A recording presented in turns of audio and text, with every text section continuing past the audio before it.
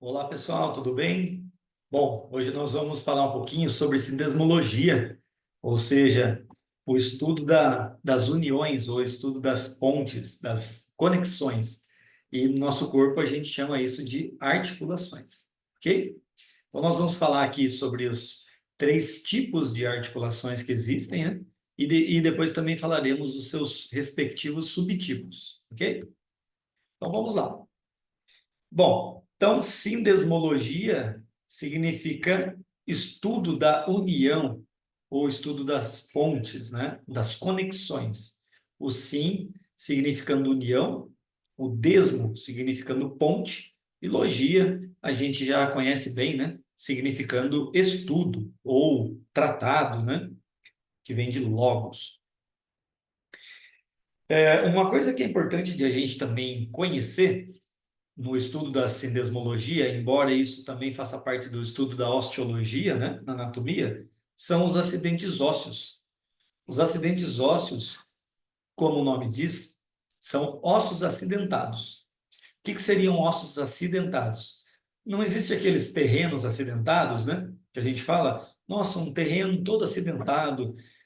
Isso é um termo muito mais utilizado por quem é geólogo, né? Ou quem fez geografia, se refere muitas vezes a essas superfícies como acidentadas, né? Por exemplo, a nossa superfície terrestre, ela é toda acidentada. Nós temos depressões, né? Nós temos planícies, planaltos, vales, que são descidas. É, o que seria algo não acidentado? No caso, nesse caso, algo mais plano, né? E no nosso osso é como se também se fosse algo mais plano. Então, os acidentes ósseos, a gente vai ver eles são acidentados por algumas razões, tá? Eles existem, na realidade, nos ossos por algumas razões. Os ossos são acidentados por algumas razões. Então, eles são características anatômicas. Então, você consegue olhar para essa característica e falar: isso aqui é uma saliência, isso aqui é uma depressão, né? Tá descendo, baixado. Isso aqui é um buraco, tá aberto, né? Vazado. Então, são características que você olhando para elas, você consegue mais ou menos identificar pela geometria dela, pela figura geométrica, qual é esse acidente ósseo. São aspectos estruturais adaptados para cada função específica desenhada pelo osso. Então, são aspectos estruturais, portanto, a gente está falando de alteração na massa, né, daquele osso, e esses aspectos eles são adaptados para cada função específica para a qual cada osso foi criado, foi feito, a qual ele desempenha, ok? Então são esses aspectos que é importante daí a gente entender. Eles são divididos em três classes: as superfícies articulares, as quais são estruturas adaptadas para articularem-se com os ossos adjacentes, ou seja, adjacentes, aqueles que estão tão próximos, né, que estão em contato. Então, a primeira classe de acidentes ósseos são aqueles acidentes ósseos que formam a classe de superfícies articulares. Essas superfícies articulares levam esse nome porque está acontecendo a formação de uma articulação naquele local. Ou seja, é onde um osso está se unindo com outro osso. Independente se ele está tocando no outro osso ou não, ou se há, por exemplo, um ligamento que conecte um osso no outro osso. Inclusive, independente se tem cartilagem no meio dessa articulação, tá?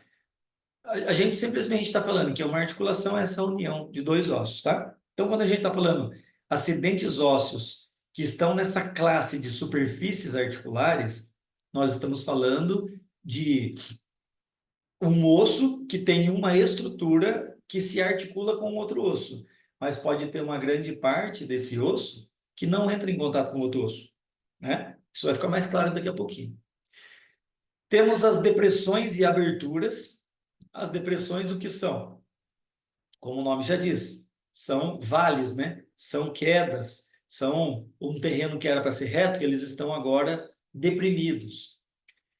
E as aberturas? Então, as depressões são formações que, desculpa, As aberturas, né? São formações ósseas que permitem a passagem de tecidos moles, como nervos, vasos sanguíneos, tendões, músculo, ok? Então, a abertura é você pegar um osso que tem um buraco vazado. A depressão é um buraco com fundo. Então, você olha, você vê um buraco, só que ele tem um fundo, ok? Para ser buraco, não necessariamente precisa ser sem fundo, né? A abertura é sem fundo, porque toda a abertura ela é vazada, ela não tem uma limitação, ok? As depressões, na maior parte das vezes, elas existem porque elas estão servindo como encaixe para uma peça macho, uma parte do osso que é macho, o qual se assenta numa parte fêmea. Não tem essa, a gente não chama desse nome também, a conexão das tomadas, né? Aí fica na parede a fêmea, depois você tem o macho que conecta ali na fêmea. Então é a mesma lógica, né? Então quase todas as depressões, elas existem porque um osso foi, ao longo do tempo, amassando, apertando, apertando um osso que era reto e que de tanto apertar, tanto apertar, tanto apertar, se curvou. Não o osso, e sim aquela superfície, tá? Então, quase todas as depressões, elas fazem parte de superfícies articulares. Nossa, professor, mas não entendi, porque você falou que tem três categorias, né? Três classes. Tem as superfícies articulares, aí você disse que tem aquelas que são as depressões e aberturas, mas se as depressões estão numa outra categoria, como que elas ao mesmo tempo estão nas superfícies articulares? Elas estão muitas vezes lá porque, de novo, elas foram formadas porque um osso foi ao longo do tempo, muitas vezes comprimindo, comprimindo, comprimindo aquela região, fazendo com que aquela região ficasse curvada, uma depressão, ok? Mas ela está, todas as depressões, são vários nomes, a gente vai ver daqui a pouquinho, elas estão na categoria dessa depressão em abertura, tá? Desses vales, ok? E também nós temos as proeminências que não são articulares. Então, você tem as proeminências que estão lá nas superfícies articulares e você tem as proeminências que existem que não servem para um osso se encontrar com osso, e sim para que muitas vezes tendão e ligamento se ancore lá, se conecte naquela região do osso. Por exemplo, os nossos músculos, eles são ancorados, fixados no osso através de um tendão. É o tendão que faz a conexão de um músculo no osso, ok? Então precisa ter um lugar, uma parte do osso onde esse tendão vem e se pendura, fica ancorado ali. E toda vez que daí teu músculo vai contrair aqui, ele contraindo, ele estica o tendão e o tendão puxa o osso e daí há movimento. Mas note que não necessariamente isso é uma superfície articular, tá? Ela não forma articulação nessa região. É um osso que tem muitas vezes uma proeminência na qual vai ficar conectado ali um tendão. E quase sempre, de tanto esse músculo contrair ao longo da vida, ele foi puxando, puxando, puxando, puxando o osso cada vez mais na direção da qual o músculo contrai, trabalha, tá? Então, quase todos os acidentes ósseos que a gente vai ver, que são proeminências não articulares, eles foram formados, era um osso liso, ok? Deixa eu pegar aqui uma canetinha para ilustrar isso melhor para vocês. Era um osso assim, ó. A gente nasce com um osso bem assim, disforme. Os ossos, eles vão criando muito da sua modelagem, da sua estrutura geométrica ao longo do tempo, principalmente quando a gente é criança. No momento que começa a se virar na cama, depois quando começa a engatinhar, depois quando começa a caminhar, correr, os músculos começam a ficar mais fortes e vão puxando aquele osso, puxando, puxando. O impacto do dia a dia, né, por conta da força da gravidade, vai gerando essa curvatura na superfície do osso. Então, esses acidentes ósseos, eles vão, na maior parte das vezes, sendo moldados ao longo da vida, principalmente até ali a puberdade, tá? As aberturas, elas já vêm prontas. né? A gente já nasce com as aberturas porque não tem como, por exemplo, por um lugar onde passaria a medula espinhal, que é uma abertura, não teria como a gente ficar esperando essa medula, essa vértebra por onde vai passar, né? Essa abertura aqui onde vai passar a medula, a gente ficar esperando isso acontecer. A gente morreria. Então, é lá na formação embriológica que isso já vai acontecendo, tá? Vai crescendo e passando por dentro dessas aberturas que ficam nas nossas vértebras. Mas essas que formam superfícies articulares, as depressões e essas proeminências não articulares onde se encaixa, onde se conecta os tendões e ligamentos, a gente está falando de coisas que vão sendo modeladas, tá? Então eu tenho um osso assim, e aí eu tenho uma proeminênciazinha bem pequena aqui, ó, onde se conecta, por exemplo, o tendão de um músculo. Deixa eu ver se eu consigo trocar de cor aqui, só para ficar mais didático, né? Aí você tem, por exemplo, aqui, ó, o tendão do músculo. Esse é o tendão. Aí você vem aqui, por exemplo, e tem o músculo,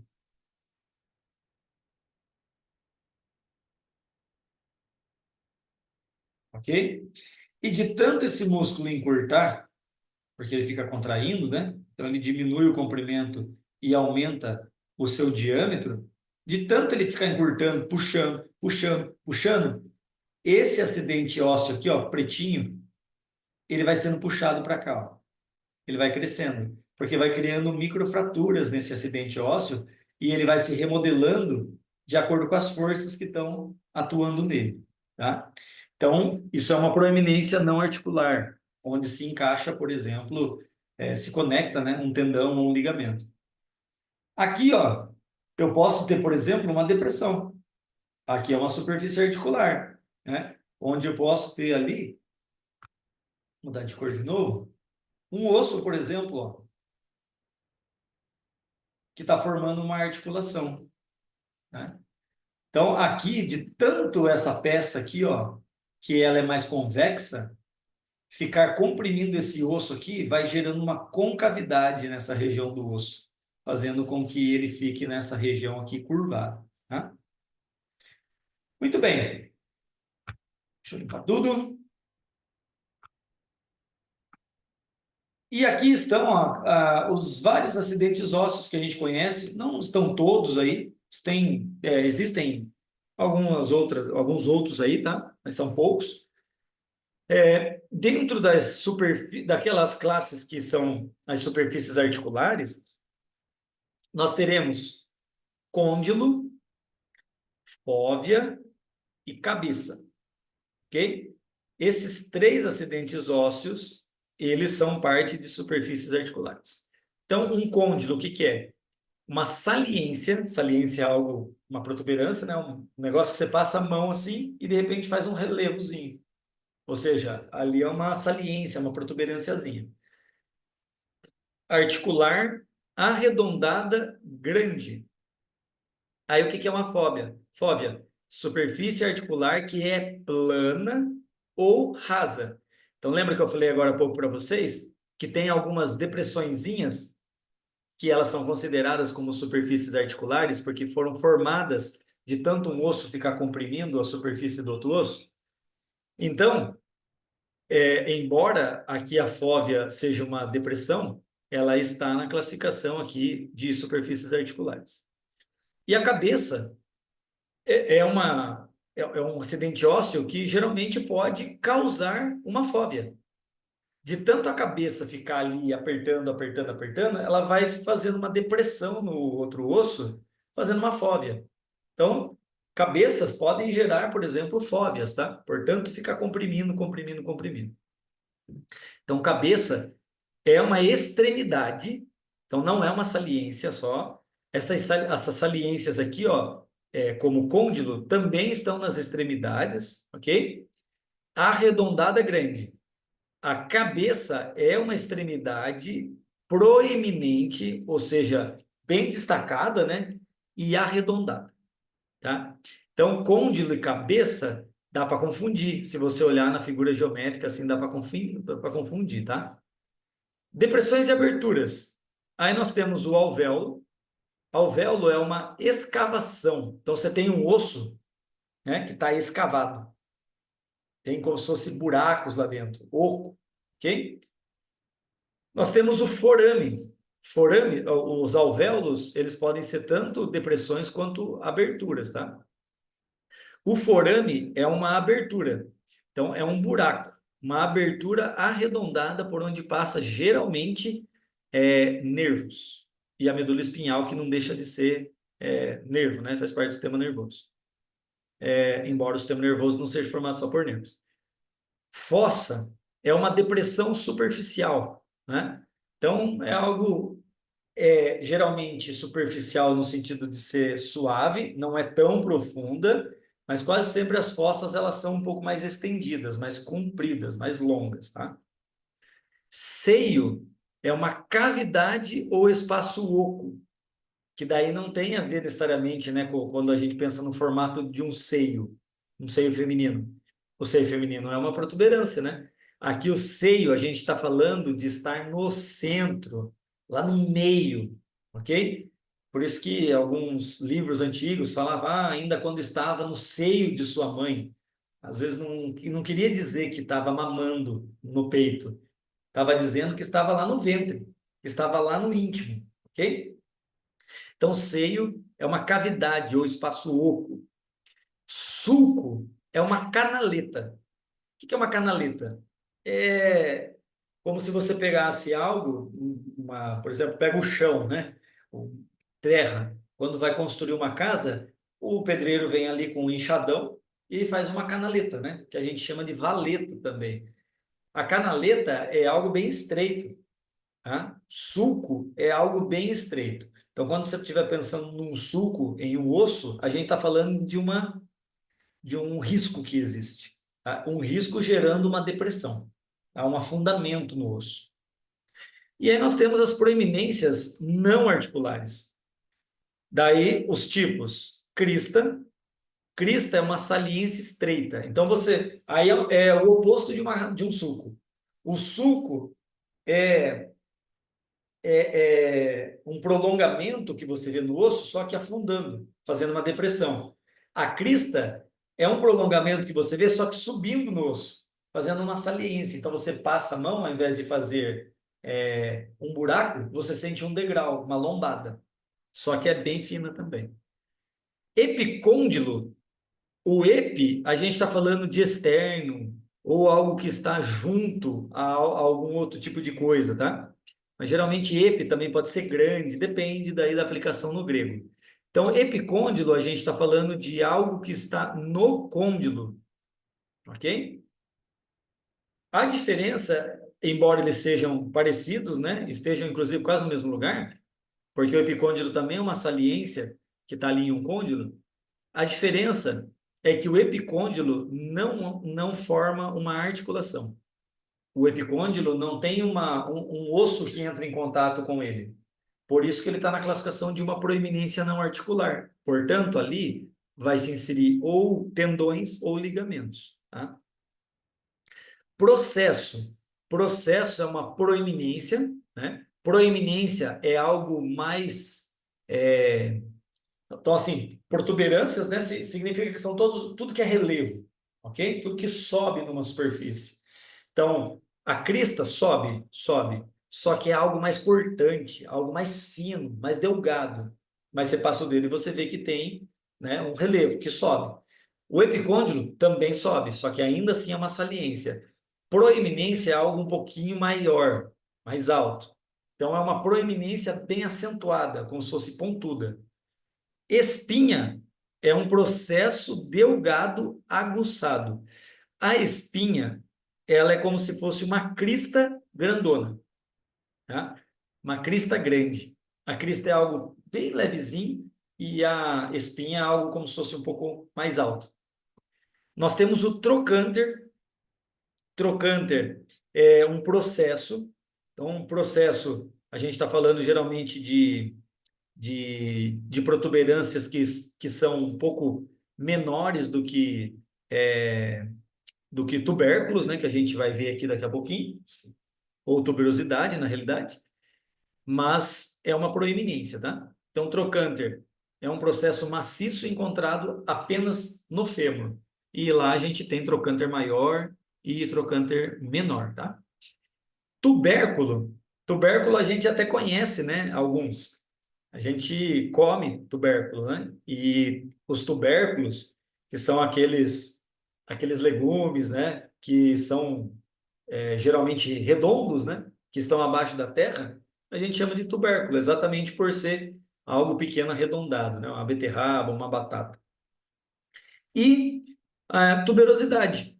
Tuberosidade é um processo também, só que ao invés de ser pequeno como um culo, vocês lembram que culo é um diminutivo sempre, né? Tudo que tem culo. Então, é como se fosse uma tuberosidade pequena, um tubérculo. Tuberosidade é um processo grande, só que ele é irregular, ele não é arredondado. Tuberosidade pode assumir diversas formas, tá? Então, aqui, ó, por exemplo, quando a gente olha para o fêmur, a gente vai conhecendo alguns acidentes ósseos, né? Em primeiro lugar, aqui vocês estão vendo ó, algo arredondado. Esse algo arredondado aqui, ele é bem acentuado, né? Isso aqui é uma cabeça. Essa cabeça faz parte da classificação dos acidentes ósseos de superfícies articulares, ó. Portanto, aqui existe uma articulação. Aqui vai ter uma concavidade, vai ter uma depressão que vai se encaixar aqui, que é o acetábulo do quadril, né? Bem aqui na cabeça, ó, é como se você tivesse uma depressão bem pequenininha, que é uma fóvea, que também faz parte das superfícies articulares. Aparentemente, ali a gente tem essa fóvea porque tem uma importância ligamentar nessa região, né, para fazer a fixação do fêmur no quadril, mas também parece que ela dá como se fosse um vácuo. Sabe ventosa, quando você coloca na parede e faz. Então, a ventosa é uma depressão, né? Ela é uma depressão. O que que você faz? Você coloca na parede, ela fica plana, ela fica achatada, né? Mas aí ela assume um formato que fica ar ali dentro. Então parece que essa fóvea também ajuda nessa estabilidade do fêmur, porque é como se essa fóvea fosse essa ventosa que conecta ali no quadril e faz como se fosse um vácuo, tá? Só que isso parece ser bem secundário. Existe um outro acidente ósseo também aqui, chamado colo. O colo, não é à toa que também a gente fala, né? Vem aqui no meu colo. É, Só que o colo pode ter diversas aplicações, mas colo geralmente é um estreitamento, né? Então, por exemplo, meu pescoço aqui pode ser considerado um colo. Eu tenho minha cabeça, eu tenho meu corpo e o pescoço pode ser considerado como se fosse um colo, um estreitamento em alguma região, tá? E se a pessoa, por exemplo, senta hoje em dia no colo, que a gente fala que seria nas pernas, né? Não necessariamente antigamente era esse colo, né? Porque a gente podia estar pensando geralmente ali mais na questão da cintura. Aqui bem pequenininho, ó, vocês quase não conseguem ver, né? Tem um trocânter. Esse trocânter, note, ele não tem articulação, não tem osso que vai se conectar aqui. Então aqui nós vamos ter uma inserção de tendão ou de ligamento. E a gente tem um ligamento, um tendão importante ali, que é de um músculo que vai descer lá da região lombar e da região do quadril e vai se inserir aqui, que é um músculo chamado ilio-psoas, tá? Aqui vocês estão vendo um outro trocânter, ó, só que um trocânter maior. Aqui também vão se inserir músculos, tá? Principalmente os músculos que fazem rotação lateral do quadril, né? Que é fazer com que a nossa perna gire para o lado, como se fosse fazendo uma cadeira abdutora na academia, né? Abrindo e fechando. Então, a gente tem músculos que se inserem aqui, os quais são responsáveis por fazer essa rotação, tá? Mas note que aqui, ó, também não existe um osso que vai se conectar aqui, tá? A conexão só existe aqui, ó. Então, esse trocânter aqui é, é uma saliência, né? Um tipo de proeminência, só que não é articular, tá? Então, está dentro da classificação ali de superfícies ou proeminências não articulares, ok? Bom, aí tem outros também aqui que eu quis colocar. Por exemplo, linha. O que é uma linha? Geralmente é algo parecido com uma crista. Desculpa, sim, desculpa. Com uma crista, algo, uma saliênciazinha bem pequenininha, né? E longa, fininha. ok? Mas você passa o dedo, você vê que faz um relevozinho. Então, linha geralmente também tem uma característica muito similar à de cristas. Aqui vocês estão vendo, ó, o côndilo, que é uma superfície articular, né? Aqui embaixo vai fazer conexão, vai formar uma articulação com a tíbia. Então você tem o côndilo lateral, côndilo medial, e também você vai ter os epicôndilos, o epicôndilo lateral e o epicôndilo medial, nos quais geralmente tem conexão ali de músculo e de tendão, ok? E também nós temos aqui, ó, desculpa, músculo e tendão não, de tendão e ligamento, ok? Que o músculo não conecta diretamente no osso, né? E aqui, ó, nós temos um tubérculo, né, pequenininho. Então, esse tubérculo adutor, ele está servindo para que músculos adutores da coxa, aqueles que vão fazer a adução, né, se conectem aqui, se insiram aqui. E note que isso aqui também não é uma superfície articular. Aqui é, ó, nos côndilos, sim. Nos epicôndilos e no tubérculo, não. Outros acidentes ósseos aqui. É,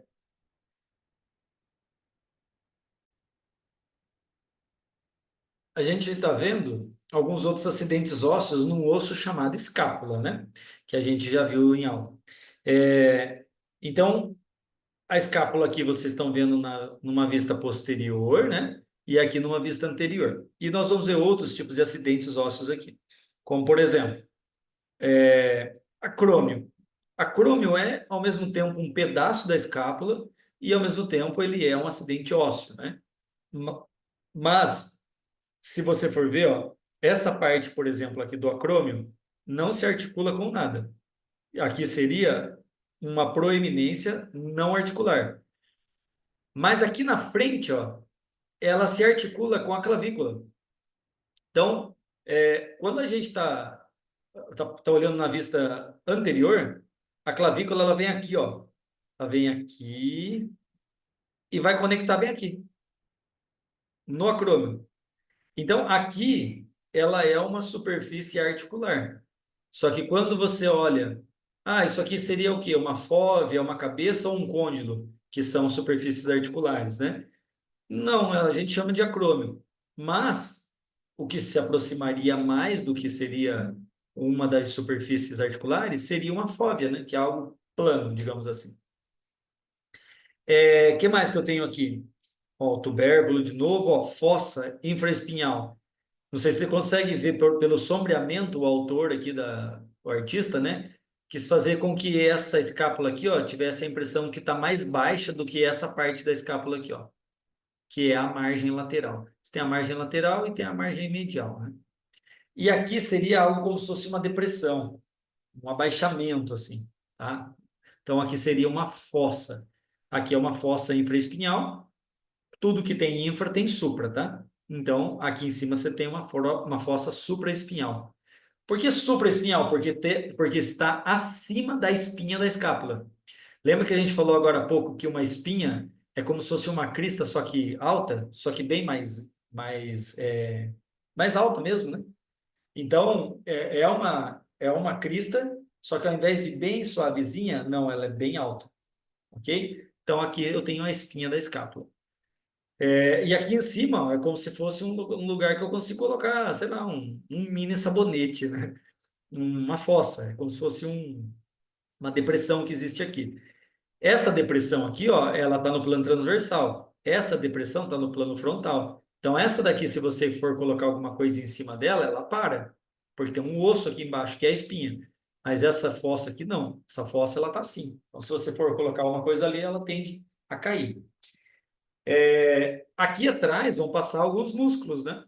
Músculo, por exemplo, infraespinhal, né? E aqui em cima vai passar um outro músculo, o supraespinhal, tá? Fora outros, né? Aqui na frente, por exemplo, vai passar um músculo chamado de subescapular, né? Um músculo que tem a ver com a fossa subescapular, que é a parte anterior da escápula, né? E tem outros nomes aqui, como, por exemplo, ângulo. Ângulo, não necessariamente você precisa saber quantos graus tem, mas tudo aquilo que sobe e faz como se fosse algo circunflexo, assim, um acento circunflexo, se torna um ângulo, né? E um último aqui é a incisura. A incisura, note que é como se fosse um entalhe. Entalhe, ok? O que é um entalhe? Sabe a talhadeira?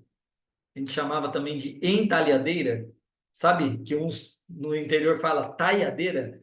Me vê uma talhadeira, por quê? Para fazer um taio, né? Mas antigamente a forma até hoje correta de falar é entalho. Dá uma entalhadeira para eu fazer um entalho. Então eu pego a talhadeira e bato ali com o martelo ou com a marreta e faz algo, um entalhado. Okay? Sabe quando você pega uma engrenagem de alguma peça, motor, de um câmbio, ou qualquer coisa, de um relógio, ele não tem como se fosse assim umas valetas, né? Mas na verdade aquilo não é uma valeta, aquilo ali são entalhes, ok? Então a incisura, na maior parte dos casos, ela vai se assemelhar com um entalhe. Então só nesses ossos aqui já deu para ver assim um monte de acidentes ósseos, né? E quando a gente está falando do estudo das articulações, a gente não está preocupado com as aberturas e depressões muito, né? E nem muito com as protuberâncias não articulares. A gente está geralmente mais preocupado com as superfícies que são articulares, ok? Porque é ali onde conecta dois ossos, no mínimo. E aí, se tem dois ossos, no mínimo eu tenho, então, uma articulação. Bom, a classificação das articulações, né? A gente classifica ela de acordo com as estruturas anatômicas dela, que participam da articulação e quanto ao tipo de movimento realizado. Então, praticamente de acordo com dois critérios. O critério estrutura geométrica, forma geométrica, e o outro critério é em relação ao movimento, se ela realiza ou não, e se ela realiza, quais são os movimentos que ela permite realizar. Então, a articulação é um conjunto de articulações que unem dois ou mais ossos do esqueleto ou entre um osso e os dentes, ok? Olha que interessante, entre o osso e os dentes. Por que não falou entre o osso, maxila e mandíbula e um outro osso que poderia ser o dente? Porque o dente, na classificação morfológica, ele não é necessariamente um osso, tá? Mas não é porque ele não é um osso que ele não tem muitas vezes uma dureza semelhante ao do osso, não tem muito cálcio, etc. Tá? É que o osso tem algumas outras características que fazem com que ele seja classificado como tal, que os dentes ficam devendo. As articulações permitem a mobilidade dos diferentes segmentos corporais, né? Os músculos são aqueles que fazem com que o movimento exista, ok? Porque é eles que geram força e a força deles é transmitida para os ossos através do ligamento, desculpa, do tendão, e após ter, então, essa força transferida do músculo para o osso, nós teremos a permissão do movimento em uma articulação. Então, quem permite o movimento acontecer é a articulação. Não importa se o músculo contrair, se o sistema nervoso é importante, se não tiver como ter movimento, não tem, ok? Só que tem articulações que não necessariamente precisam de ser precisam permitir movimento para se chamar articulação, tá? Então, a mobilidade de uma articulação varia de acordo com o tipo de articulação existente, e os tipos de articulações são essas daqui. As articulações que são chamadas de fibrosa, aquelas que são chamadas de sinoviais, que são aquelas que mais nos interessam aqui, né? E as articulações cartilaginosas, ok? Aí, nós vamos ver o seguinte. Vê que essas articulações, elas vão ser classificadas, né? Além da sua forma geométrica, também com a questão dos movimentos que ela permite realizar. Então, por exemplo, nós temos as articulações chamadas de sinartroses. Esse sin aqui vem de não, né? Ou seja, de não movimento. Então, elas são consideradas imóveis. Nós temos as articulações também chamadas de anfiartroses. As anfiartroses e aqui correu, tá errado o meu slide aqui, porque a, a diartrose saiu da seta correta. A diartrose ela tem que estar aqui, ó, apontando para essa seta, tá? Que está mostrando uma articulação que é móvel. Aqui é uma articulação, por exemplo, do ombro, ok? Do braço com a escápula. E a anfiartrose semimóveis estaria embaixo dessa seta aqui, tá bom? Que seria uma articulação que permite pouco movimento. Portanto, ela é semimóvel, ok? Nessa classificação que a gente viu, ó, no slide anterior, elas podem ser chamadas assim de fibrosas, cartilaginosas ou sinoviais, de acordo com a sua classificação estrutural. Nesse slide, a gente está vendo a classificação funcional, ou seja, a classificação de acordo com o movimento que ela permite realizar. Tá? Então, as articulações anfiartroses, sinartroses, que são as articulações que não permitem realizar movimento, elas são chamadas de fibrosas na classificação estrutural, porque no espaço que existe, ou que existiu aqui no crânio, nesse caso, existe um tecido conjuntivo duro que ele foi depositado ali e fez com que essa articulação é, reduzisse ou simplesmente desaparecesse a sua possibilidade de movimento. Tá? Então, a cavidade articular, que é o espaço entre um osso e outro osso, foi preenchida por tecido fibroso. Essa articulação, porque tem um tecido muito duro que foi depositado ali, não vai conseguir executar movimento. Portanto, na classificação funcional, a função tem a ver com movimento, ela vai ser uma sinartrose, que é sem movimento. Na anfiartrose, elas são cartilagíneas.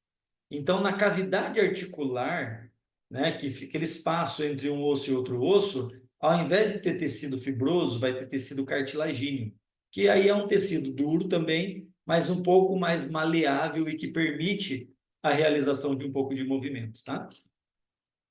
Por fim, as diartroses na classificação funcional serão chamadas de sinoviais na classificação estrutural. Por quê? Porque na cavidade articular não há preenchimento, não há tecido ali, só há um espaço. E por ter espaço e não ter tecido, os movimentos podem ser realizados livremente. Tudo bem? Então, nas articulações fibrosas, ou seja, aquelas que não permitem realizar movimento, né? Nós temos três subtipos. Nós temos as suturas, as sindesmoses e as gonfoses, ok? Então, nós temos três tipos de articulações, que são as fibrosas, as cartilaginosas e as sinoviais, e dentro de cada uma delas existem subtipos de articulações, ok? Então, dentro das fibrosas, nós temos três: sutura, sindesmose e gonfose. Então, a sutura, a gente encontra ela especificamente no crânio. E aí nós vamos ter vários tipos de suturas, tá? Então, olha aqui, por exemplo, isso aqui é um crânio real, né? Mostrando, ó, a emenda.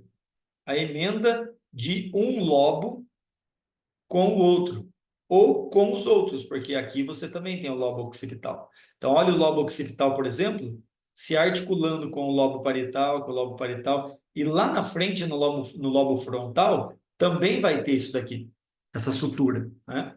Sutura é quase como se fosse uma costura, fica com uma característica de costura, né? Mas é algo assim bem justo, por conta do preenchimento do tecido fibroso que acontece aqui, tá?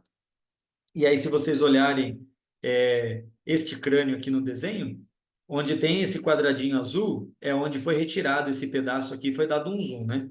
Então, a gente vê aqui, ó, uma sutura, uma união entre lobo parietal com o lobo occipital e com o lobo temporal, ok? E aí nós temos dentro das suturas, então, ó, fibroso, ok? Articulação fibrosa. Aí temos suturas, temos sindesmoses e temos gonfoses, ok? Como subtipos. Dentro do subtipo sutura, nós vamos ter outros 3 subtipos, ok? A sutura serreada, ou também chamada de serrátil, que tem um formato de dentes de serra, como se fosse um serrote, ok? E ela às vezes é chamada de denteada também, porque é como se fizesse esse serrar dos dentes, né? O morder, que faz com que um dente fique em cima, um embaixo, meio que tendo essa intercalação, um em cima, um embaixo, um em cima, um embaixo, um em cima, um embaixo. E o negócio bem encaixado, né? Elas estão presentes ali nos 2 ossos, por exemplo, parietais. Então, aqui eu tenho ó, o osso parietal esquerdo, aqui o osso parietal direito, e aqui ao centro eu tenho uma sutura, que seria a sutura sagital. Tá? É sutura sagital no sentido de onde ela está, mas o subtipo dela é uma sutura serreada, tá? Ou denteada, ou serrátil, tanto faz. Uma outra sutura que a gente tem é a escamosa, que é como se fosse uma escama de peixe, sabe? Você tem, quando você passa a mão assim no peixe, de baixo para cima, você vai sentindo as escamas dele, né? Então é como se fosse assim também. Você tem uma estrutura assim, e depois você vem e coloca uma outra estrutura por cima, mas não tampando completamente, e sim pegando como se fosse metade ou um pouco menos. Telhado de casa de barro, né? Você pega lá um telhado de barro de casa, é assim, uma telha em cima da outra, né? Assim, nesse formato. Então é uma escamosa, no formato de escama. Ela se encontra principalmente ali nos ossos parietal e temporal. Aqui, ó. Aqui, ó. Então, é como se o parietal, quando descesse, ele descesse por cima do temporal. Sabe? Meio que assim, ó, aqui você tem o temporal e desce o parietal bem aqui, ó. Mas não é assim, é assim, ok? Então, parece que é meio que para fazer um acabamento, né? Um ficar encobrindo o outro. Porque imagina assim, se descesse por dentro, por exemplo, do lobo temporal. Aqui você tem o lobo temporal e vem o parietal e desce por dentro, né? Parece que o mais correto seria descer pelo lado de fora mesmo, por um encaixe melhor.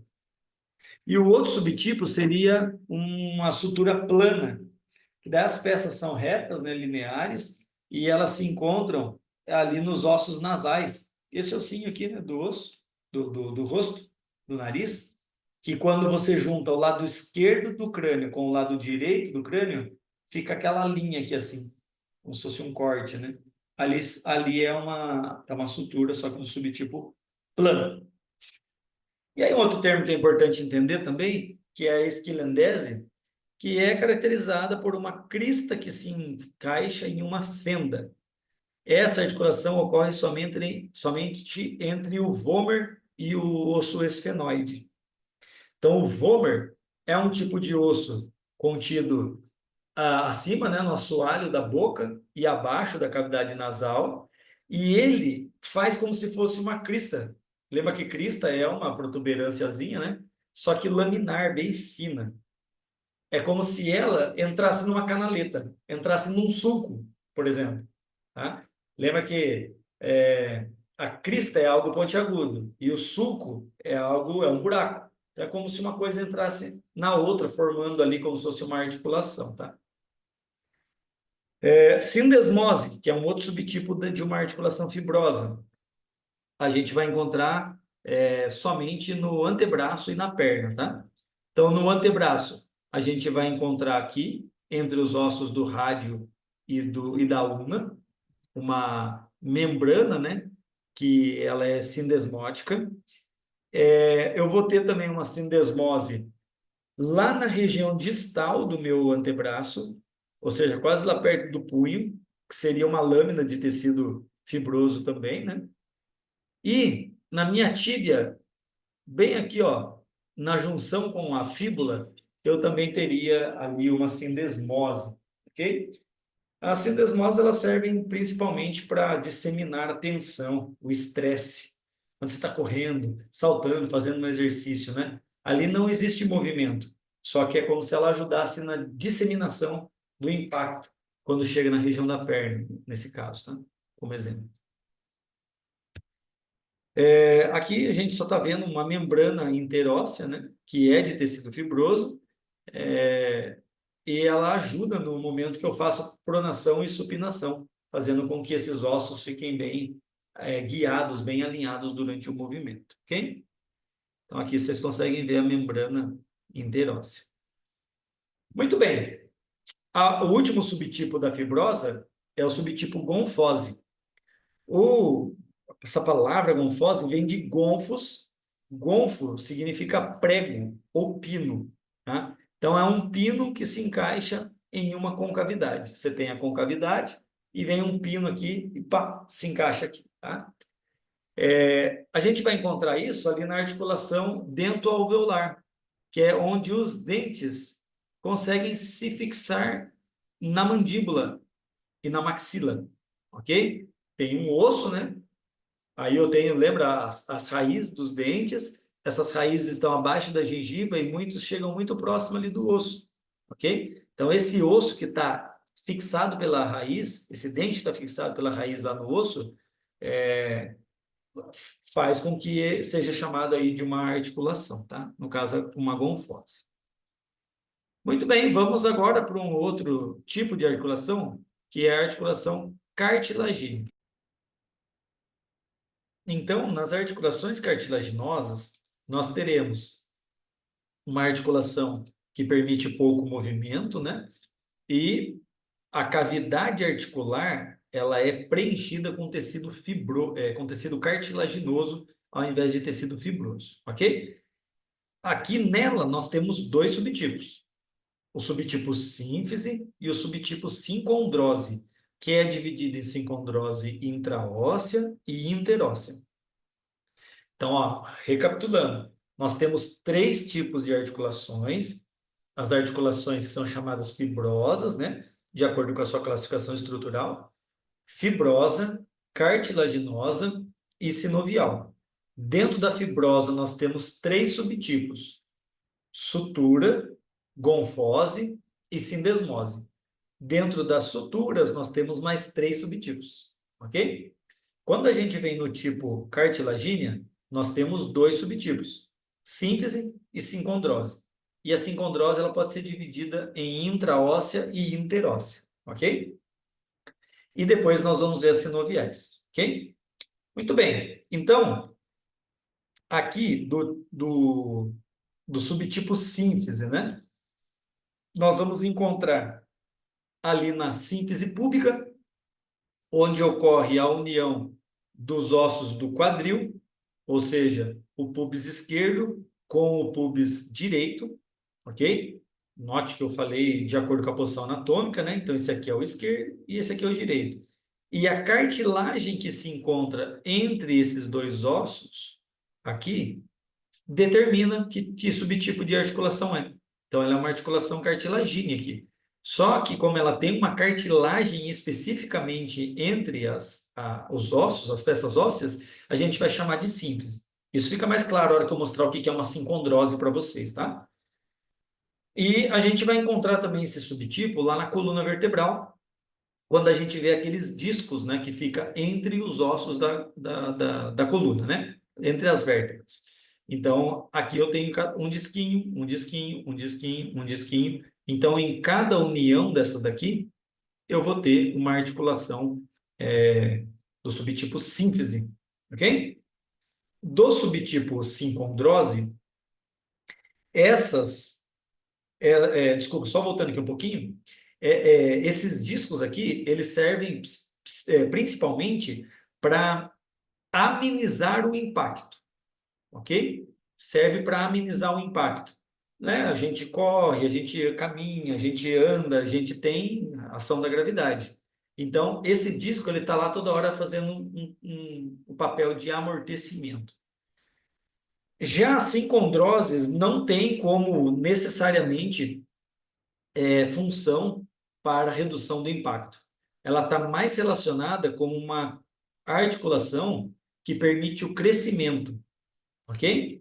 Então, ó, aqui a gente tem as cartilagens chamadas de costais, né? Então, por exemplo, ó, eu tenho uma costela aqui, primeira costela, segunda, terceira, quarta, E lembra que essas primeiras 7 costelas aqui, que são chamadas de costelas verdadeiras, elas se conectam diretamente no externo, ou no manubrio do externo, ou no corpo do externo e um pedacinho lá embaixo do chifoide do externo. Tá? E entre as costelas e o externo, há esse tecido cartilagíneo aqui. Portanto, ela é considerada uma articulação cartilagínea também. Mas note que ela não está aí necessariamente para amenizar impacto nenhum, né? Ela está ali, aparentemente, porque ela precisava existir maior conforme as costelas precisavam crescer. E depois que as costelas começaram a crescer, as cartilagens foram reduzindo. Então, lembra que vai ter na ossificação, né? Vai ter no crescimento longitudinal do osso, fazendo com que a cartilagem vá sumindo e haja um processo de calcificação da cartilagem. Então, é como se fosse o resíduo, o que ficou de uma cartilagem que existia antes, talvez um pouquinho maior. Tá? Aqui eu não coloquei a diferenciação de uma sincondrose interóssea e intraóssea, mas o intraóssea, ele quer dizer um, uma cartilagem que existe dentro de um único osso. Então, quando a gente pega, por exemplo, ó, vamos pegar aqui ó, o húmero como exemplo, tá? Lembra que o húmero, aqui na ponta você vai ter as epífises, ok? Então, tudo isso aqui ó, é epífise, né? E tudo isso daqui ó, é diáfise do osso praticamente, né? Só que a diáfise nem sempre foi desse tamanho aqui, né? Ela foi crescendo aos poucos e principalmente na fase do estirão. Então a gente teria um osso praticamente assim, ó. Lógico que menor do que esse osso adulto aí, né? A gente teria praticamente assim, ó, uma epífise aqui, ok? Uma diáfise aqui e aqui no centro, ó, a gente teria cartilagem. A gente teria isso aqui, ó. Seria a cartilagem. Essa cartilagem, conforme o tempo foi passando, ela foi sendo substituída por osso da diáfise. A diáfise veio crescendo, crescendo, crescendo, fazendo com que diminuísse a quantidade de cartilagem, porque a diáfise estava se aproximando da epífise. Então, ó, aqui você tem a epífise, agora a diáfise chegou praticamente até o seu final. Vou colocar ela antes de chegar até o final. Mas ela cresceu bastante, ó, ela já está aqui. Tá, e o que que existe ali entre a diáfise e a epífise? Existe cartilagem ainda. Só que perceba, menos do que na figura ali anterior, no desenho que eu fiz aqui anterior. Ó. E vai chegar um ponto que a próxima etapa é ficar exatamente desse jeito aqui, ó. Só que, embora tenha crescido pra caramba essa diáfise, a gente vai perceber, deixa eu ver se eu consigo voltar aqui, a gente vai perceber, ó, que embora pareça que esse osso está inteiriço, assim, dessa forma, vai existir uma linhazinha bem fina aqui, ó, bem fininha. E por que está vermelhinho? Porque está mostrando cartilagem. Aonde ainda existe cartilagem, tá? Essa cartilagenzinha ali que existe vai estar determinando, delimitando praticamente o que é diáfise e o que é epífise. Ela está no meio, mostrando que ali um dia existiu uma cartilagem, ok? Então, essa cartilagem aqui, a da sincondrose, ela está muito mais preocupada em deixar com que o osso cresça do que necessariamente amenizar impacto, né? E a interóssea seria lá no quadril, né? Você tem, por exemplo, aqui o osso o ilíaco, aí você tem aqui, ó, mais por trás aqui o isquio, mais posterior, né? O isquio, e aqui na frente, ó, você teria o isquio, desculpa, o pubis, né? E aqui no meio, aqui assim, estaria aquele disquinho da síntese púbica, né? Entre esses ossos aqui, ó, Deixa eu fazer diferente. Deixa eu fazer com outra cor aqui, ó. Entre o ilíaco e o isquio, e entre o isquio e o pubis, existe um espaço, que depois de adulto ele desaparece, né? Os ossos cresceram completamente e tomaram aquele espaço ali, a cartilagem desapareceu dali. Mas fica uma cicatrizinha ainda, uma cicatrizinha, como se fosse ali numa sincondrose intraóssea, mostrando que ali existe ainda uma marquinha de cartilagem, tá? Então aqui a gente vai ver que também permite o crescimento, né? Porque conforme o quadril precisa se expandir, precisa ter espaço, precisa ter tecido que vai sendo substituído por osso, que no caso é o tecido cartilagem. Ok? Muito bem. Então agora nós vamos para as articulações que mais nos interessam em termos de movimento, que são as articulações sinoviais, aquelas que permitem realizar movimentos, tá? E aí são seis articulações sinoviais. Nós temos a articulação plana, a articulação elipsoide, a articulação gínglimo, a selar, a trocoide e a esferoide. Então, novamente, recapitulando, nós temos três tipos de articulações: as fibrosas, as cartilagíneas e as sinoviais. Cada uma delas tem o seu subtipo. Então, na fibrosa, nós temos três subtipos: gonfose, sindesmose e sutura, e essas três suturas se subdividem em três também. Nas cartilagíneas, nós temos as sínfises e as sincondroses, e as sincondroses se ramificam também em duas, na intraóssea e na interóssea. E chegamos nas sinoviais. Sinoviais possuem seis subtipos de articulações. São as articulações que permitem realizar movimento livremente, porque não tem preenchimento na cavidade articular. Tá? Aí são a plana, elipsoide, gínglimo, selar, trocoide e esferoide. As articulações planas a gente encontra praticamente nos ossos do carpo, nos ossos do tarso e na articulação sacro-ilíaca, ou seja, lá na união do osso do sacro com o ilíaco. Okay? São articulações que servem principalmente para permitir deslizamento de um osso com outro osso. Tá? Deslizamento significa fazer isso, ou um pouquinho disso. Okay? Mas não faz isso, não faz isso, não faz isso e não faz isso. Elas têm que ficar assim, as peças ósseas. Então, faz assim, ou faz assim, ou faz um pouquinho de assim. Tá? A gínglimo, ela é conhecida como se fosse uma dobradiça. Né? A gínglimo, ela faz com que ela permite realizar extensão e flexão. Estende e flexiona. Estende e flexiona. Tá?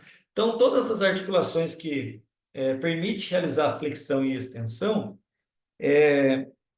no mínimo, ela é como se fosse uma gínglio, porque ela permite realizar flexão e extensão. Só que às vezes ela permite fazer mais coisas do que isso. Quando só permitir fazer flexão e extensão, é porque ela é uma gínglio. Se só permite fazer isso, é gínglio. Ok? Outra articulação. Desculpa, daí é onde a gente vai encontrar essas articulações, né? Ali na articulação do joelho, do cotovelo, do tornozelo e nas articulações interfalângicas, nas articulações que ficam entre as falanges dos dedos, ok? Uma outra é a trocoide. Trocoide também é conhecido como pivô ou porca-parafuso. Por quê? Porque essa articulação só permite você rosquear para um lado ou rosquear para o outro, ok? Esse movimento é rotação. Ou você rosqueia a porca no parafuso, ou você segura a porca e gira o parafuso. Portanto, esses movimentos, para dentro, para fora, tanto faz, são chamados de rotação. Então, você vai ter rotação medial, rotação lateral. Se só permite realizar rotação, é trocoide. Se só permite realizar flexão e extensão, ela é gínglio. Se só permite fazer pequenos deslizamentos, ela é plana, ok? Então, essas três não tem muito como errar, assim, só permite fazer esse movimento, então é tal coisa, ok? Elas estão presentes na articulação atlantoaxial, ou seja, na união do osso do atlas, que é a primeira vértebra cervical, com a segunda vértebra cervical, que é o áxis. E na articulação rádio-ulnar proximal. A articulação rádio-ulnar proximal é essa que vocês estão vendo aqui, ok? Bem aqui, ó, entre o osso C e o osso D, bem nesse espacinho, que é a articulação que permite realizar pronação e supinação do antebraço. Aqui na atlantoaxial, nós estamos falando de um movimento que é permitido como rotação, que é o movimento de negação, ok? De um lado e para o outro. Existe também outros lugares, tá? Que as articulações são trocoides, mas são mínimos. Praticamente são esses dois aqui os mais importantes. Aqui é o Atlas com o axis, né? Mostrando a vértebra de cima, que é o Atlas, articulando-se com a vértebra de baixo, que é o axis, que possui o seu dente, ó. E é graças a esse dente que funciona como se fosse um parafuso, que essa porca, que é a vértebra Atlas, consegue girar por fora desse parafuso aqui, fazendo rotação. Aqui na radioulnar, né? Mostrando como que a cabeça do rádio gira para dentro, fazendo a pronação, ou para fora, fazendo a supinação do antebraço. Para dentro, para fora, tá? Aí os outros três subtipos, eles são um pouquinho mais chatinhos, tá? De você, às vezes, identificar. Elipsoide vem de elipse. Elipse é a mesma coisa de que oval. Portanto, essa articulação às vezes é chamada de elipsoide, às vezes é chamada de ovoide, ok? E também às vezes é chamada de condilar, tá? Mas é melhor de lembrar assim, ovoide ou elipsoide, que é um oval. Oval não é um círculo, né? Embora seja uma circunferência, não é um círculo.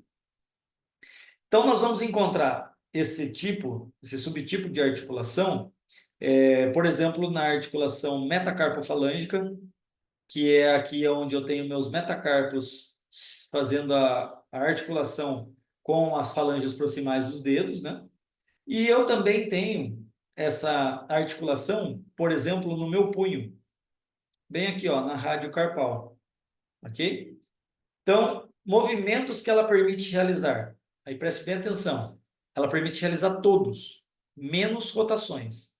Ela permite fazer flexão, ela permite fazer extensão, ela permite fazer o que seria uma abdução, permite fazer o que seria uma adução, né? Que aqui no caso é desvio radial do carpo e desvio ulnar do carpo, mas ela não permite fazer rotação. Tudo bem? Portanto, ela permite fazer tudo. Inclusive, ela permite fazer a circundução, mas ela não permite fazer rotação, tá? Então, nós vamos encontrar nesses locais aí. Aí eu tenho uma outra articulação que faz os mesmos movimentos dessa articulação ovoide, que é a articulação celar. Porque celar, ela é como se fosse uma sela de cavalo, né? A sela de cavalo, se você, vamos pensar que essa parte de baixo aqui, ó, é a sela do cavalo onde você vai sentar, onde você vai montar nele. Perceba que ela tem uma concavidade voltada para cima. E aí você vem e senta nessa cela. Só que você não senta assim, ó, com uma perna para frente, uma perna para trás no cavalo. Você senta com uma perna para o lado direito e uma perna para o lado esquerdo. Então é como se você fizesse isso aqui, ó, um acoplamento de duas concavidades, formando uma cela, tá? Nesse caso, você vai poder fazer movimentos para frente e para trás, que são flexões e extensões. Você vai permitir fazer movimento de um lado para o outro, que é a adução e a abdução. Mas se você tentar fazer rotação, ó, não dá, porque as peças estão travadas. Não dá para realizar movimento de rotação. Então, ela e a ovoide permite fazer tudo menos rotação. Onde eu encontro essa articulação? Aqui, por exemplo, na articulação carpo-metacarpal do polegar, ou do primeiro metacarpiano. Tá? Então, eu tenho aqui, ó, o ossinho do carpo e eu tenho aqui o ossinho da falange proximal. E bem nessa, isso aqui é só no polegar, tá? Essas outras articulações aqui, ó, do segundo, terceiro, quarto e quinto metacarpiano, elas não são mais do subtipo ovoide, elas são do subtipo planas aqui, tá? Só aqui que é ovoide. Muito bem. E a última? A última permite fazer tudo, né? Ela também é conhecida como bola soquete ou como esferoidal, mas ela é uma esfera se encaixando numa concavidade, num buraco, né?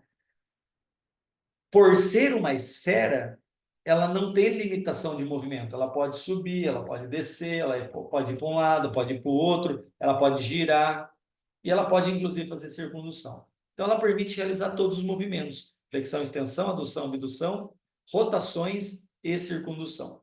E aí você vai encontrar principalmente essa articulação no ombro e no quadril, tá? Articulação no ombro, a chamada escápula humeral, né? Ou gleno humeral, e a articulação do quadril, que é a articulação chamada também de coxo femoral. Ok? E para fechar, nós temos aqui uma imagem mostrando toda a estrutura contida, nesse caso aqui, num exemplo específico de articulação, tá? Mas lembrando, a gente só precisa de dois ossos para existir uma articulação. Eu não preciso de ter tudo isso daqui para ser considerado uma articulação, tá? Então, eu tenho aqui, ó, por exemplo, o osso.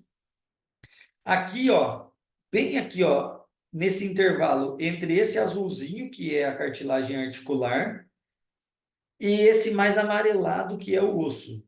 Bem nesse intervalo aqui, ó, nessa linha, eu vou encontrar uma coisa chamada de superfície articular.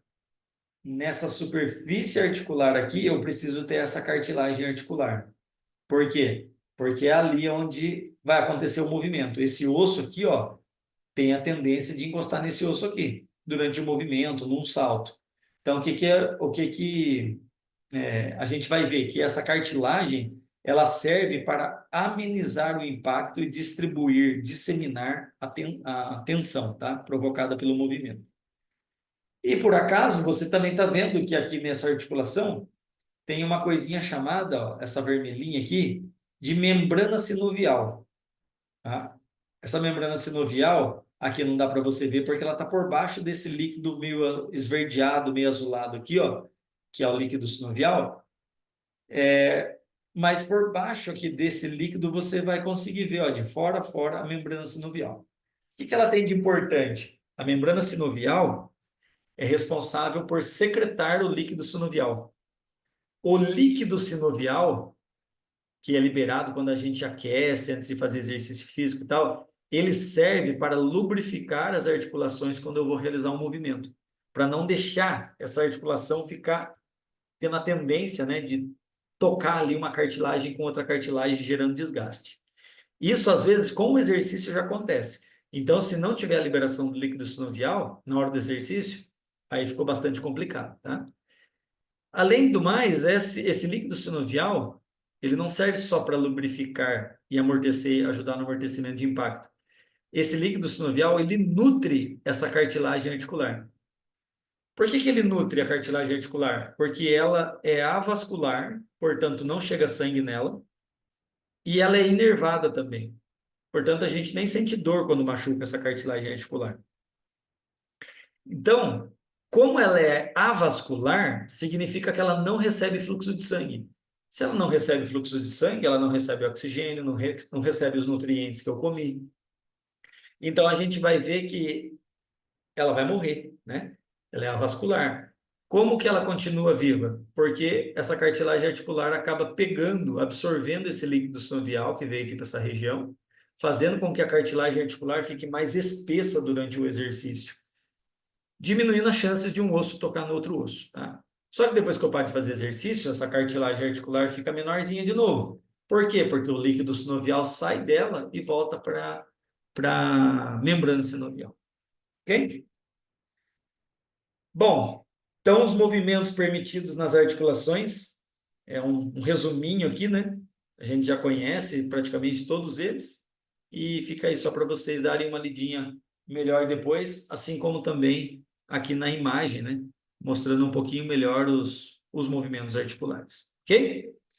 É isso. Um grande abraço para vocês, bons estudos e até a próxima. Tchau, tchau.